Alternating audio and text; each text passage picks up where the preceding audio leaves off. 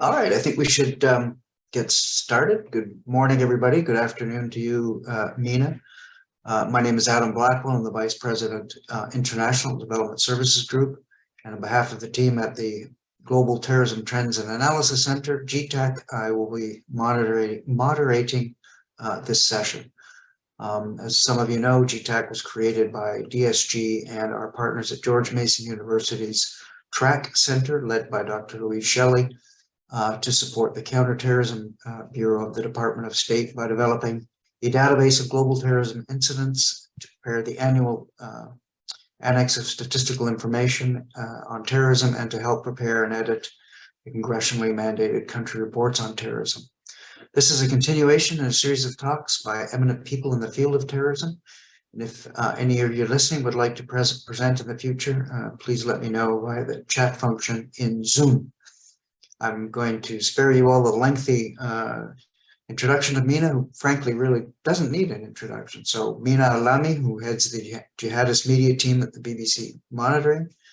She has 15 years of experience tracking and analyzing jihadist activity, messaging and platforms, and has written and spoken extensively on the subject. Just to remind everybody, Mina will speak for up to, say, 30 minutes, and then we will have a Q&A function. Please prepare your questions as she's speaking and use the Q&A function in Zoom. Mina, over to you. Thank you very much, Adam. Thank you, Justin. Thank you, everyone, for joining this talk. It's really a pleasure and honor to be able to share my observations with you. I'll just share some slides. Sure. Okay. So today I'll be talking about the key jihadist threats, as we approach 2023. And I actually gave a very similar talk last year around this time here at the same event. And we were talking at the time, of course, about the Taliban's return to power and what it means for jihadists. And this year we have other trends and other threats to talk about.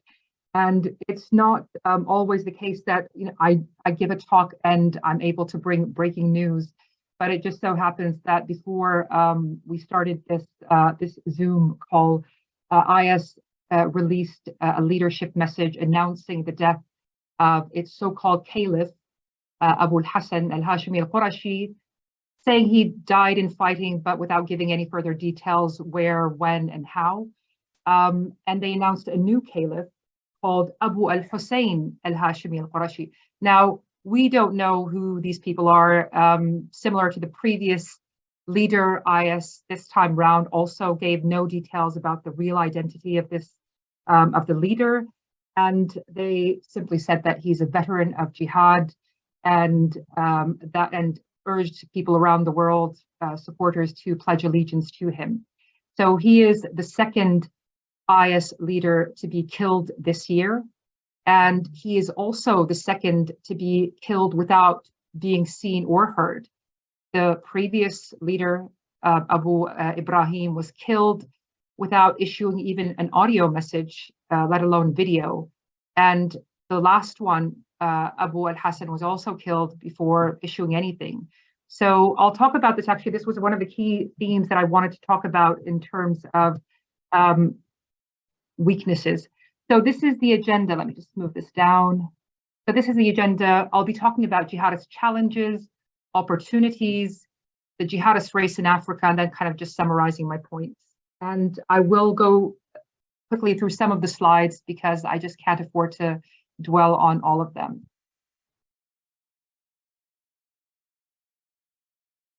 So key challenges.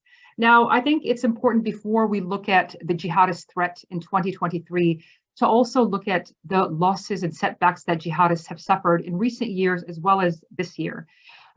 So territorial losses, of course, if you look at the two key jihadist groups, Al-Qaeda lost its key branches in Iraq and Syria to rival groups, actually, who were former branches of IS. Its branch in Yemen is struggling for survival despite launching a recent surge.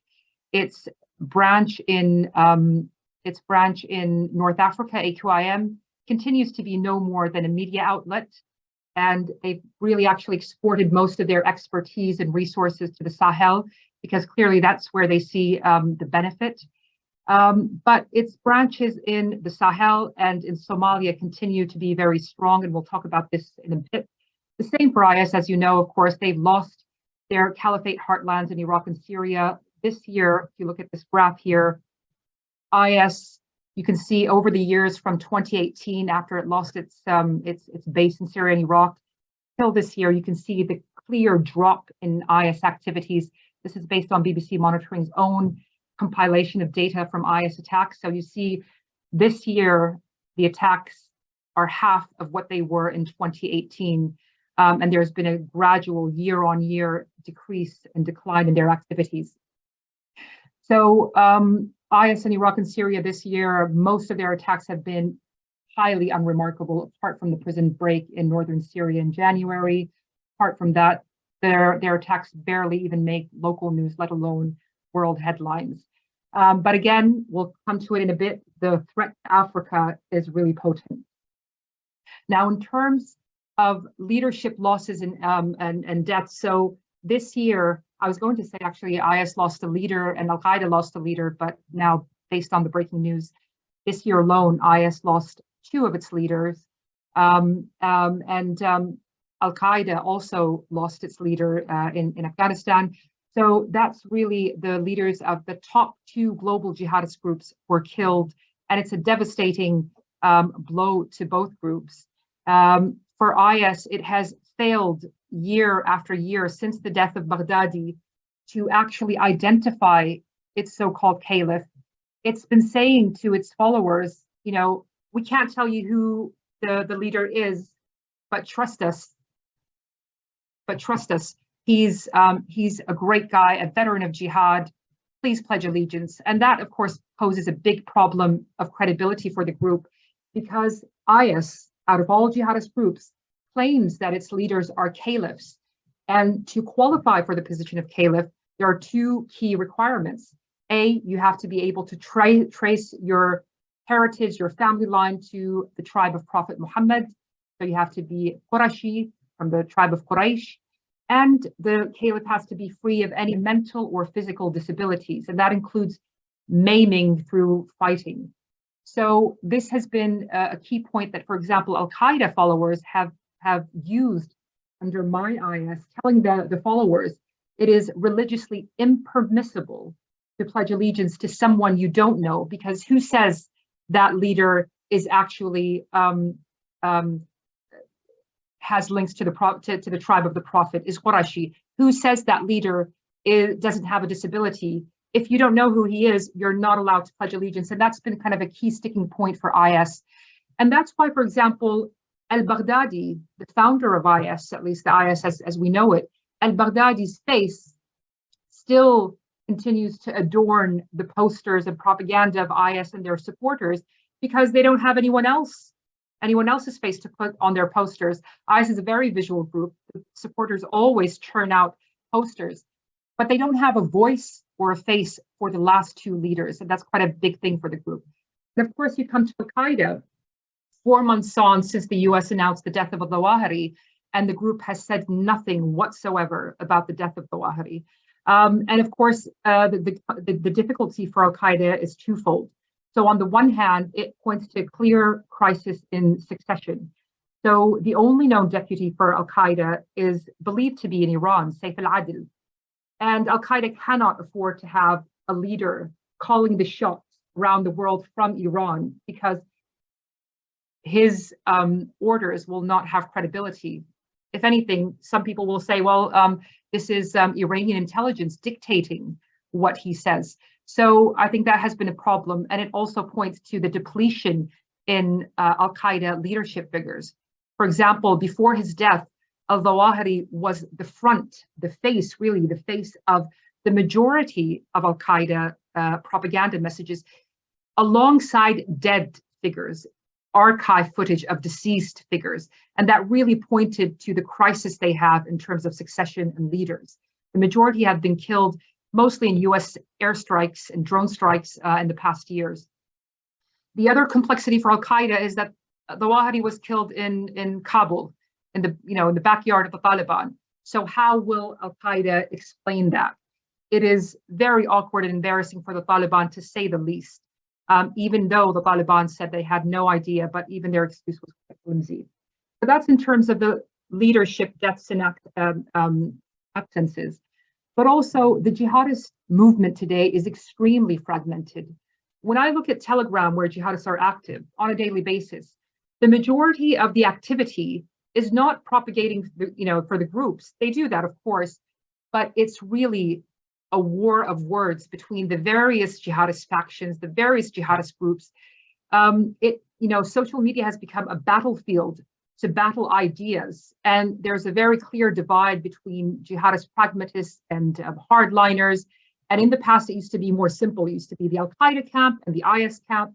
Today, the al-Qaeda camp has also split, and it's made of different factions and groups and ideologies. And these divisions are really hindering the jihadist groups from moving forward. And of course, they extend into infighting, full-fledged infighting in areas like Sahel and Somalia and other places where IS and al-Qaeda are engaged in active battles.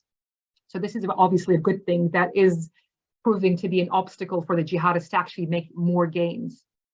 And just going back to the leadership death of al-Qaeda, because of the silence of al-Qaeda and because of the devastating blow, there have been calls by pragmatic jihadist groups or officials of HTS, which is the dominant jihadist group in northern Syria, calls for al-Qaeda to disband.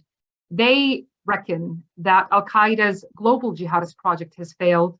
And so these pragmatic jihadist voices have been calling on al-Qaeda's branches in Yemen, in North Africa, to go local. They're saying just focus on the local context, try to win the local community, because the al-Qaeda brand is actually harmful to your ability to move forward and to get any public support.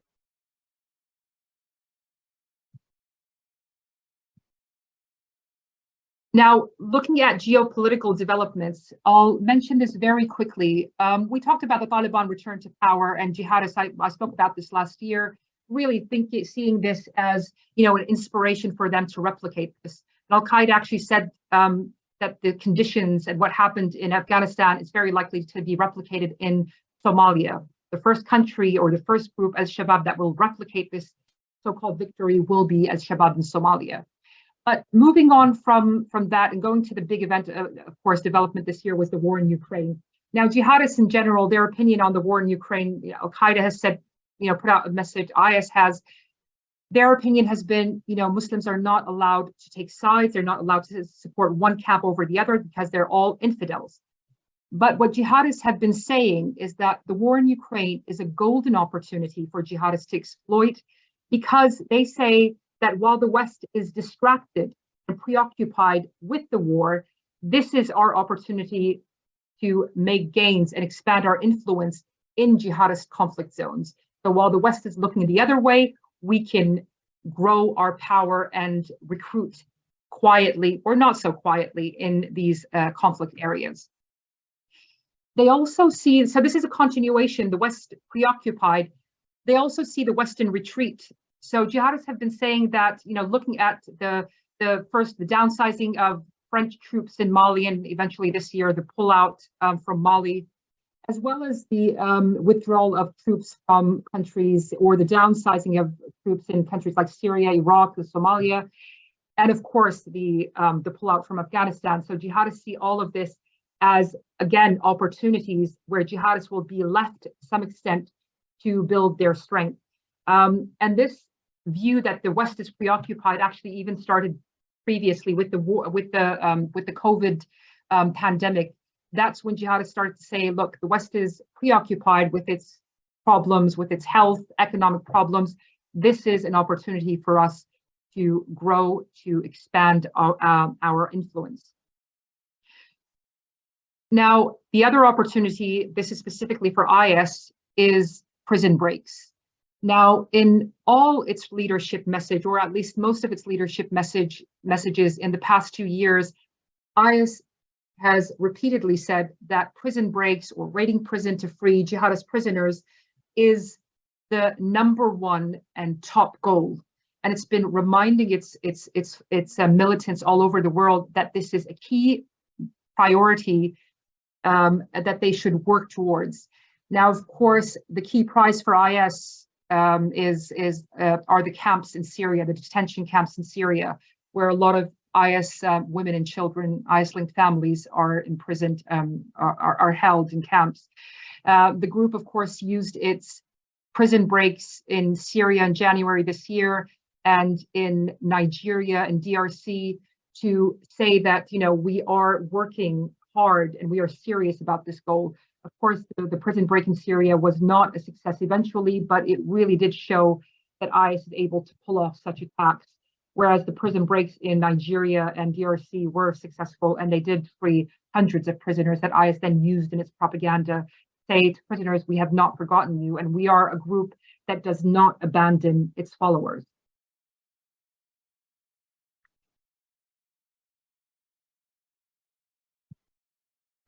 Okay, so now the big theme obviously this year has been Africa, and jihadists are in a race to make gains in Africa, both Al-Qaeda and IS. This, I think, and this is really important to think about in the next year, because it seems that jihadists are heavily investing in Africa, and they see the continent as, you know, offering key opportunities for them to grow, especially that, you know, unlike, for example, Syria and Iraq, where there was the US-led coalition, we don't have the same formation, military coalition in Africa, although there have been some efforts and coordination and some conferences about that. So I just wanted to share with you again some of our, see where I can get rid of this. Yeah, some of our data showing the IS trends in IS activity from 2018 till this year. So as you can see here, of course, activity in Iraq and Syria, which is the purple one, in 2018, that formed almost 80% of IS activity worldwide. The red is rest of the world. So red is rest of the world, the purple is Iraq and Syria. As you can see in 2018, Africa only formed 3% of IS's activity. Whereas if you look this year, here in 2022, Africa jumped up to 45% of IS activity, whereas Iraq and Syria combined fell to 37%, the rest of the world 18%. So you can see a very clear increase of IS investment in Africa. And the lion's share of this activity has gone to ISWAP, or IS's West Africa province, which is active in northeastern Nigeria specifically, and then in the Lake Chad region.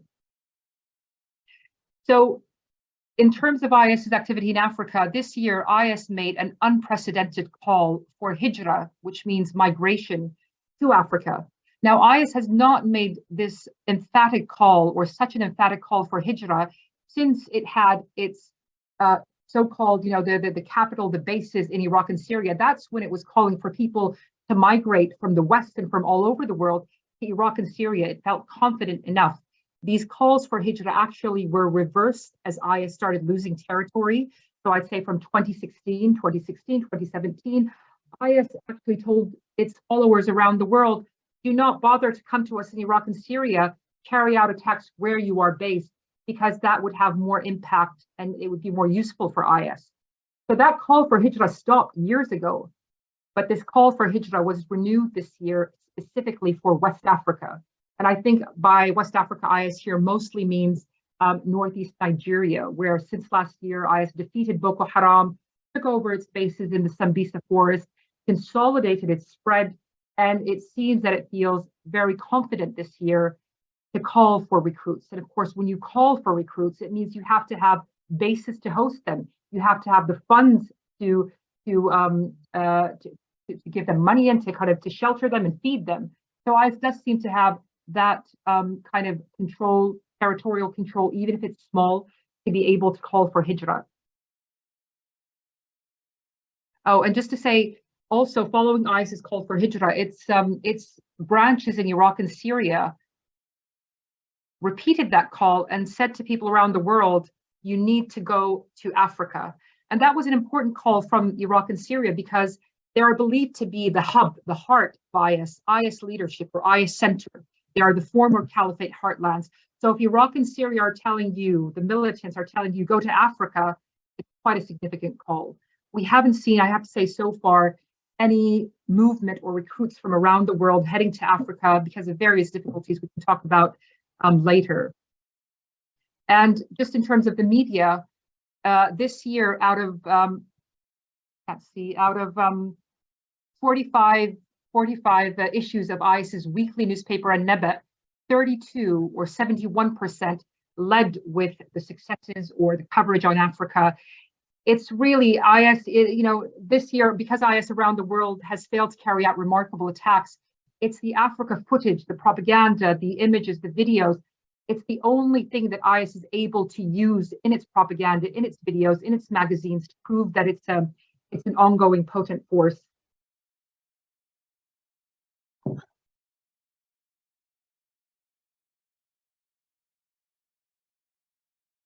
And really the manpower that IS shows in Africa is staggering, and it's very different from the manpower, the soldiers it has in any other part of the world. We see this usually with the pledges of allegiance. We see dozens or hundreds of militants pledging allegiance to IS, whereas we only see few militants in scattered area in Iraq and Syria and other parts of the world gathering, you can count them on your, a single hand, gathering to pledge allegiance. So, just to show the activity in Africa. And the same with governance. I mean, we haven't seen governance activities since IS lost its caliphate, but we still do see them, at least, from the group's propaganda in Africa, whether it's the giving out cash handouts to orphans and orphanages, or confiscating narcotics according to IS and Sharia courts. We still see those in Northeast Nigeria, even though it's still very limited. And it's the same story really for Al-Qaeda in Africa. Al-Shabaab in Somalia continue to be a menacing threat. Despite all the military operations against them, they control swathes of territory in central and southern Somalia, and they continue to carry out high-profile attacks on government buildings, hotels, recent one being on Sunday. They control territory, and you can see that through their propaganda. If you see their numbers, again, staggering numbers of militants carrying out the military parades, but also doing the hearts and minds, giving out food, giving out aid during droughts, giving out cash handouts. They constantly do those hearts and minds and governance activities. And the same with Al-Qaeda's branch in the Sahel, namely in Mali, but also in Burkina Faso. They're also, I think the advantage that Al-Qaeda's Sahel branch has, and it's over IS actually, the advantage they have is that the group is really integrated into the community. They have their tentacles in various communities in the Sahel, and they very much like al-Shabaab, they do the hearts and minds. So they're always reaching out to Muslim tribes, telling them that we're here to help you. And these groups operate in remote areas where the government and the local authorities don't have strong reach or influence or presence. And it also helps the leaders of Al-Qaeda in the Sahel. You can see here the main leader, Ayad Ghali, comes from a very notable Tawareg family. And so he has a lot of clout within that community. He was a former diplomat in Mali, actually, representing Mali to Saudi Arabia. And the other co-leader of Jinim, or Al-Qaeda in the Sahel, is also a very notable figure within the Fulani community in Mali. So again, he has a lot of influence and clout within his community. And this year, of course, as the French troops withdrew from Mali, the Al-Qaeda used to always, it was always banging about the former colonial power of France, usurping the riches of Muslims and subjugating them. Now, Al-Qaeda's narrative and focus is on Wagner, the Russian security firm Wagner in Mali. And they're constantly telling Muslims that we are fighting on your behalf, fighting Wagner, fighting these mercenaries, shielding you from the massacres. So it's a very much hearts and minds operation. And just to say that IS and Al-Qaeda are heavily embattled, engaged in fighting to wipe out each other in Mali. And I think that's a good thing, because if they were to unite, to join forces, I think we'd be facing a far bigger threat in the Sahel. This week alone, IS issued images claiming to show 88 corpses of Al-Qaeda fighters in Mali. I haven't seen the group put out so many pictures of, its infidels and enemies, but they have done in the case of Al-Qaeda fighters. So it's quite an intense battle between them. I don't have a lot left, and media operations is a whole, beast to handle. But I think it's important to say, in terms of media operations, that IS, despite being a shadow of its former self in terms of the media operation, despite losing a lot of its media outfits and production capability. If you look at this graph, this is just this year. This is the amount of IS output compared to its supporters, compared to Al-Qaeda. So the burgundy here is official IS output by month this year.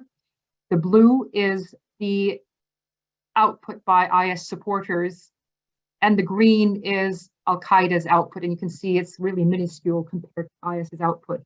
But I think the main thing I'd like to talk about here is that what IS has unique is it has an army of online supporters that other jihadist groups don't have.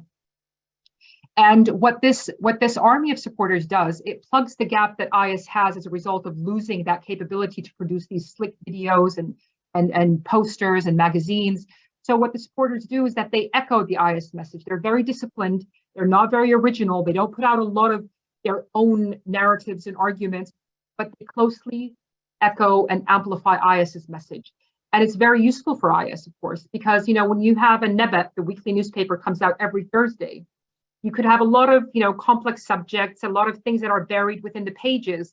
What the supporters do, they extract these and they highlight them either in visual format, in audio format, in video format, so that they're more kind of bite-sized, they're digestible, and they're easy to share widely. And the supporters then have the responsibility to splash that content all over the internet, despite the restrictions that they have on key platforms. So this is just an example from the last leadership message, actually, that came out in September. So this is just an example of it. You have the leadership message, and then you have supporters offering bite-sized key points from the message, and then again extracting key themes. And one was a call to Muslims in Southeast Asia. Another was a call to Muslims in Yemen, etc. So they would bring these out, because this was an audio message, so they would turn it into visual formats so that the threats and the messages stand out. And it is aided IS by a plethora of translation groups that work to translate IS material into multiple languages and relatively quickly, varying from one language to another. And you can see the leadership message quickly translated into multiple languages, and you can be sure that the leadership message that came out today, by tomorrow, you'll have it out in multiple languages on various platforms. And so just in summary, I guess the key things that I wanted to talk about today is jihadists are heavily fragmented and suffer from divisions as well as territorial and leadership losses. And this is hampering some jihadist expansion efforts, especially, I would say, in the Sahel. But also, for example, if you look at IS in Somalia, it's the only IS Africa or Sub-Saharan Africa branch that has really struggled to establish itself. And that's largely because al-Shabaab, stronger and more established al-Shabaab, is keeping IS in check and preventing it from growing. And so these jihadist divisions are really hampering the efforts of the jihadist expansion. Key threat for 2023, obviously jihadists are putting a lot of hope on their projects in Sub-Saharan Africa, and clearly that will continue. They are investing heavily. They look at various economic, political, the coups in Africa and in the Sahel, for example, coups in Mali and Burkina Faso. They're looking at the instability, and they're thinking that they can reach out to communities there and they can make gains, especially, as I said, and remote areas where the government doesn't have a strong presence.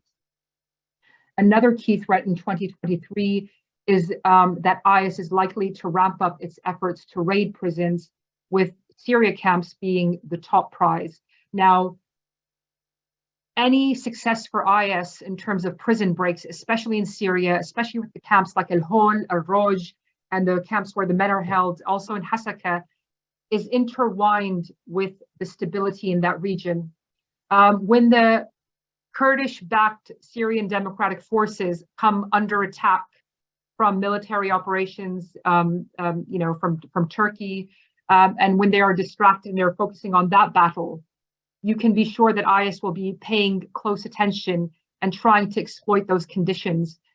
So if the SDF is unable to protect the camps or unwilling because it feels abandoned, that will be an opportunity for IS to come in. And I'm sure its militants are very, present. The IS cells are very present in that area, whether they're aiming for raids to smuggle out women and children or a full-fledged attack. I think, as I said, it will depend on the political and diplomatic stability in northeastern Syria, namely in Hasaka province. And then, of course, as we said, jihadists are seeing big opportunities in the West's distraction with the war in Ukraine, distraction with domestic issues. Jihadists reckon that the West is exhausted. They're fed up with dealing with jihadists in conflict zones in the Middle East or in Africa. And they're trying to get the local governments to deal with those domestic threats. And jihadists think that they can take on the local governments sooner or later. So they are really rubbing their hands, waiting for these opportunities like the withdrawals from the Sahel and other countries. And finally, in terms of perceived opportunities, of course, the Taliban, there was there were fears from outside the jihadist community, but within the jihadist community, that jihadists will exploit the Taliban's return to power. But I have to say, so far, it hasn't been clear what the opportunities have been for jihadists, because some of these might be behind closed doors. We might see the impact in a few years. Of course, we saw al-Zawahiri, it turned out al-Zawahiri was actually in the own backyard of the Taliban in Kabul. So that's a very clear indication. But otherwise, we haven't seen any publicly or on the outside, any clear indication of how the Taliban's return has benefited the jihadists in the short term. It may have more implications in a few years' time. I'll stop here, Adam. I hope that's okay. If you have any questions, please send it to us at BBC Monitoring. And I know our reports are behind a paywall and through subscription. If you're interested in getting the key stories of the week from the jihadist world, please sign up for a free newsletter where we offer a summary of the key stories, and we send this out every Tuesday. So please do sign up to this newsletter and see if you find it interesting. Thank you very much for listening.